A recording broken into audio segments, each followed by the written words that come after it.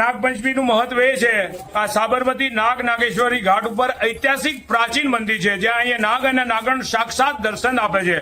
આ એક એવું ઐતિહાસિક મંદિર છે. અમદાવાદ શહેરમાંથી, ગુજરાતમાંથી અને ભારતમાંથી તમામ પ્રકારના હિન્દુ, મુસ્લિમ, શીખ, ઈસાઈ, પારસી તમામ વર્ગના અમીર ગરીબ લોકો અહીં આવે છે, પોતાની માનતાઓ પૂરી કરે છે.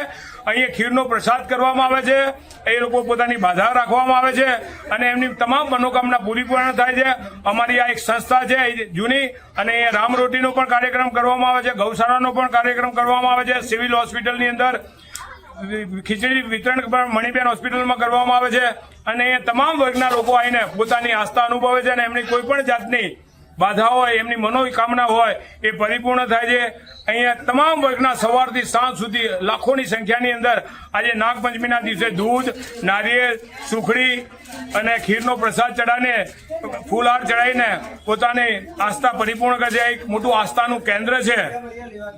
આ મંદિર કેટલા વર્ષો જૂનું છે? આ એક બહુ ઐતિહાસિક, હજારો વર્ષ જૂનું ઐતિહાસિક મંદિર છે નાગેશ્વરી ઘાટ ઉપર.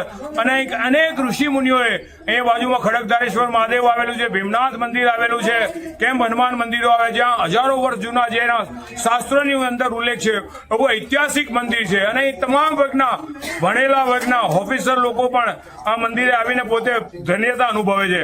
એવી આ પ્રાચીન જગ્યા છે અને આ જગ્યાનો એક એવો પણ પ્રભાવ છે કે અહીંયા કૂતરા, બિલાડી, વાંદરા, કાચબા, સસલા એ બધા એકબીજાના કટ્ટર દુશ્મન હોવા છતાં પણ અહીંયા હળી મળીને રહે છે. એવા અનેક દૈનિક પેપરોની અંદર ન્યૂઝ ચેનલો વાળાએ મારા એના સમાચાર પ્રસિદ્ધ કર્યા છે.